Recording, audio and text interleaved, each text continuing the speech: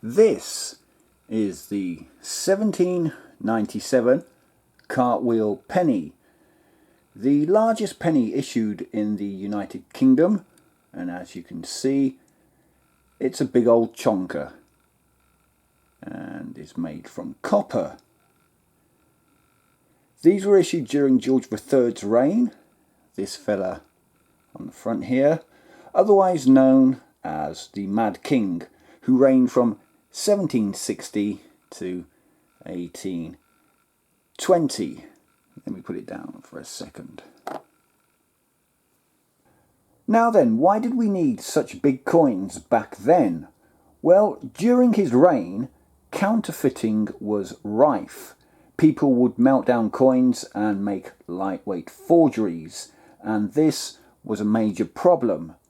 Now at that time there was an industrialist, a Mr. Matthew Bolton, who owned the Soho Mint in Birmingham, and he proposed a few solutions to the counterfeiting problem. He suggested that any new pennies that were made should weigh their exact value in copper. So 1 ounce of copper cost a penny back then, and that's how much copper is in this penny here. A 2p or twopenny penny would have had 2 ounces of copper in it. And by keeping the weight to the exact intrinsic value of the coin, it would then make counterfeiting uneconomic. So Matthew Bolton was awarded the contract to produce these coins and also set about designing and building the machinery necessary. These coins were the first ever to be struck by a steam-powered press. It was also decided that each coin should have a raised rim to reduce wear and tear on the picture in the middle. And this is the rim around the edge here that we can see. These coins were first minted in 1797, and we can see the date there at the bottom. And if we look at the number 7 here, just above it, you might be able to make out the Soho mint mark just there. Nicknamed the Cartwheel Penny because of its overall size, the raised rim and its smooth edge. And when placed on its edge, it's said to resemble a cartwheel.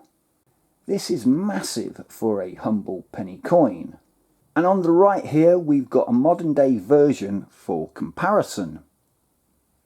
These were only ever used during George III's reign and ultimately proved to be just too big. Imagine having 5 or 10 of these coins in your pocket. The weight alone would probably pull your trousers down. Many of these 1797 pennies were exported to Australia, where they were used in the colony and were valued at 2p. The front of a coin here shows the laureate and draped bust of King George III and the legend surround. The reverse shows a seated figure of Britannia facing left with the trident and shield in her left hand and olive branch in her raised right hand. The shield shows the Union flag design with waves at the front and a ship just there on the left. We also have the legend above, Britannia, and the date below, 1797. The bloke who designed these was Conrad Kuchler, and just over 8.6 million were minted. Condition obviously affects the value. I would say that this one I have is around the £20 mark. The king still has quite a lot of detail on this side, but when flipping it over we can see that Britannia is slightly more worn. What is surprising though is the lack of dings on the edge of the coin. Copper is a relatively soft metal, and these pennies usually have lots of dents on the edge. But apart from this one here, it remains relatively unscathed. If you're lucky enough to own a mint condition Cartwheel Penny, it will probably run into the hundreds of pounds.